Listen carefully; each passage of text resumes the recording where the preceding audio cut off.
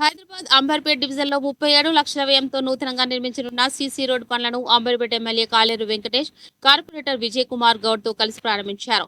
ఈ సందర్భంగా బస్తీలో పర్యటించి సమస్యలను అడిగి తెలుసుకున్నారు. ఈ సందర్భంగా కార్పొరేటర్ విజయ్ కుమార్ గౌడ్ మాట్లాడుతూ అంబర్పేట్ డివిజన్లో దాదాపు అన్ని అభివృద్ధి పనులు పూర్తి అయ్యాయని, అభివృద్ధి లక్ష్యంగా ముందుకు వెళ్తున్నామని తెలిపారు.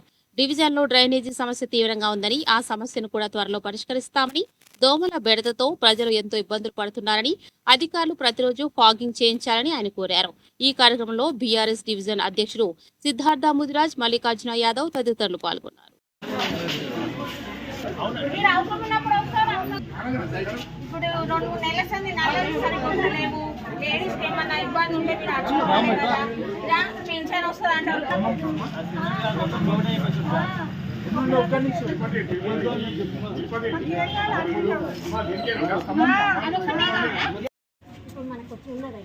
మరి లేని వాళ్ళకి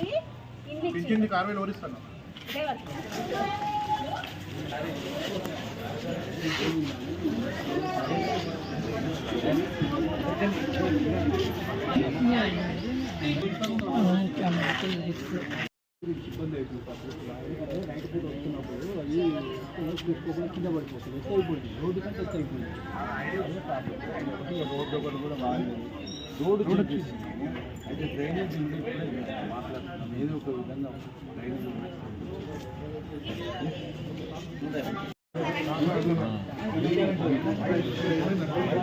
అది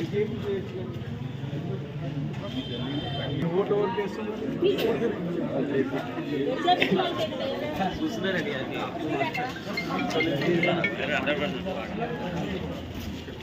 బాబు మన ఆధునిక ఇప్పుడు ఇది వెరిఫై చేయి, ఇది వస్తుందండి. ఈ లైట్ వస్తుంది. ఓకే సార్, ఫస్ట్ ఇది వస్తుందంట.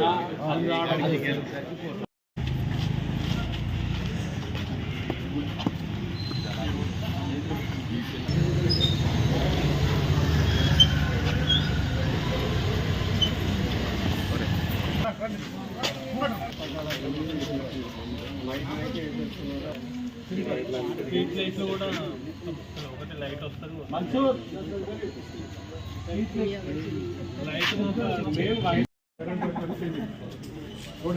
ఇప్పుడు ఎట్లా రోడ్ వేస్తారు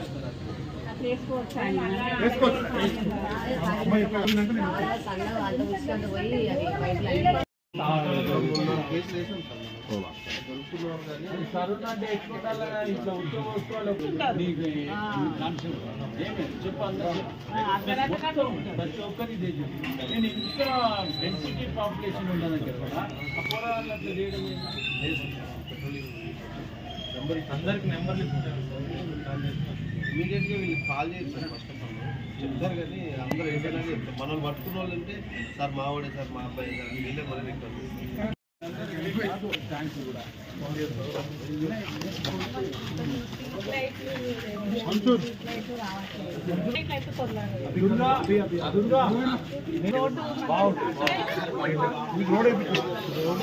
స్ట్రీట్ లైట్లు అయితే కొంచెం తొందరగా చెప్పాను.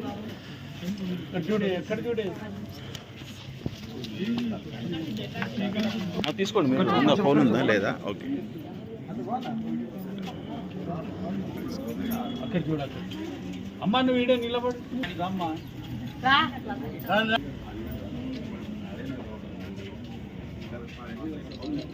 ఓకే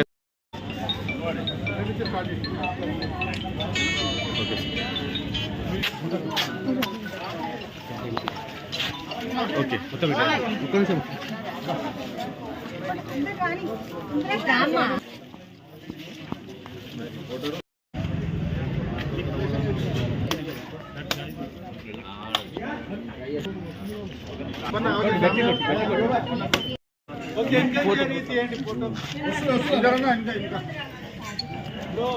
లెఫ్ట్ సైడ్ చూడ అందరూ ఎట్లా బాడీస్ ఎట్లా పెద్ద పెద్ద బాడీస్.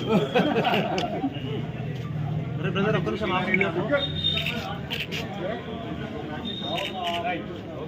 అది చూడు, ఇది చూడం.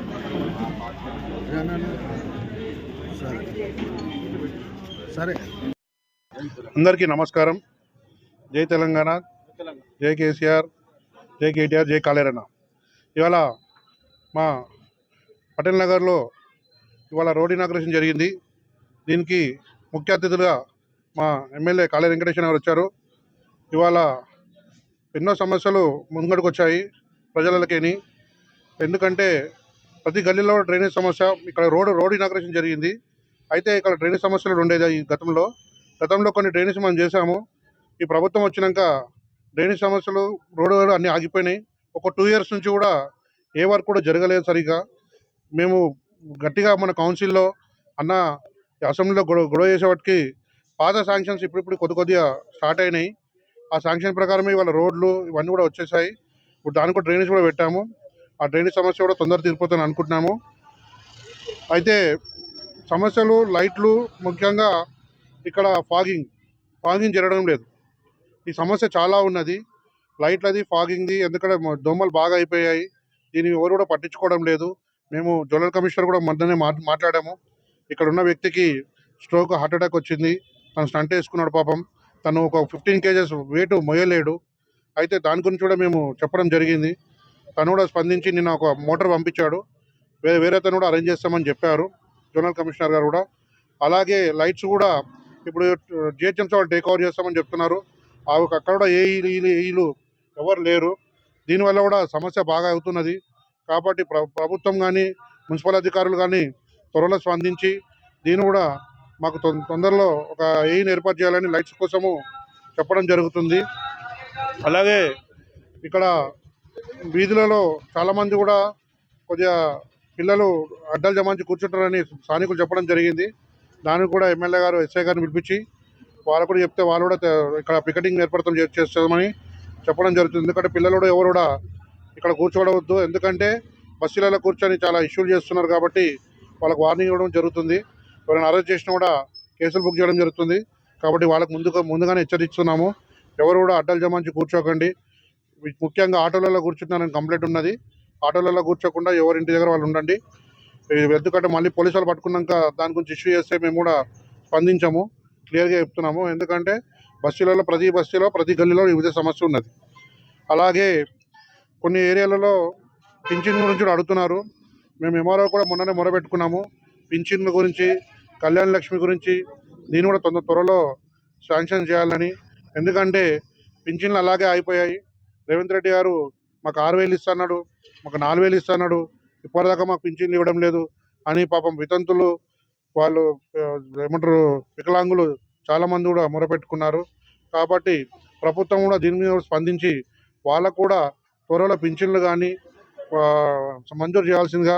అలాగే షాదీ ముబారక్లు, కళ్యాణ లక్ష్మి చెక్కులు కూడా చాలా కూడా పెండింగ్ ఉన్నాయి. అవి కూడా చేస్తే బాగుంటుందని మేము ప్రభుత్వం కోరడం జరుగుతుంది. ఎన్ని మిషన్స్ ఉన్నాయి ఇక్కడ? ఫాగింగ్ మిషన్స్ లేవు. అసలు యాక్చువల్లీ ఇక్కడ ఫాగింగ్ మిషన్స్ లేవు. అసలు మెయిన్ ప్రాబ్లం ఏంటంటే ఫాగింగ్ మిషన్స్ లేవు. ఇది మేము నేను స్టాండింగ్ కమిటీలో ఉన్నప్పుడు కూడా దీని గురించి నేను మొదలుపెట్టుకున్నాను. ప్రతి 2 డివిజన్లకు ఒక ఫాగింగ్ మిషన్ పెట్టండి, లేదా 3 డివిజన్లకు ఒక ఫాగింగ్ మిషన్ పెట్టండి. అంతకుముందు అంజమ్మ తరఫు నుంచి ఒకటి వచ్చేది, అది కూడా బంద్ అయింది. నిన్న వస్తే నేను ఒక మా వ్యక్తినిచ్చి మనిషి నుంచి పంపిస్తే 6 o'clock నుంచి మొదలు పెడితే ఆకాష్ నగర్, ఓఎస్సీ నగర్, రఘునాథ్ నగర్ అక్కడి నుంచి మొదలు పెడితే రాత్రి 11 అయింది. ఎవరు కూడా వదలట్లేదు. అంటే సమస్య అంత తీవ్రంగా ఉంది. కాబట్టి ఇప్పుడు అసలు మాట్లాడితే కూడా నోట్లో పోయే పరిస్థితులు దోమలు.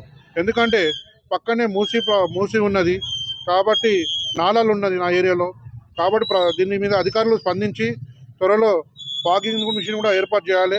రెగ్యులర్గా పంపించాలి. దయచేసి నాకు 2 months నుంచి లేదు, రెగ్యులర్గా పంపించాలని నేను అధికారులను కోరడం జరుగుతుంది.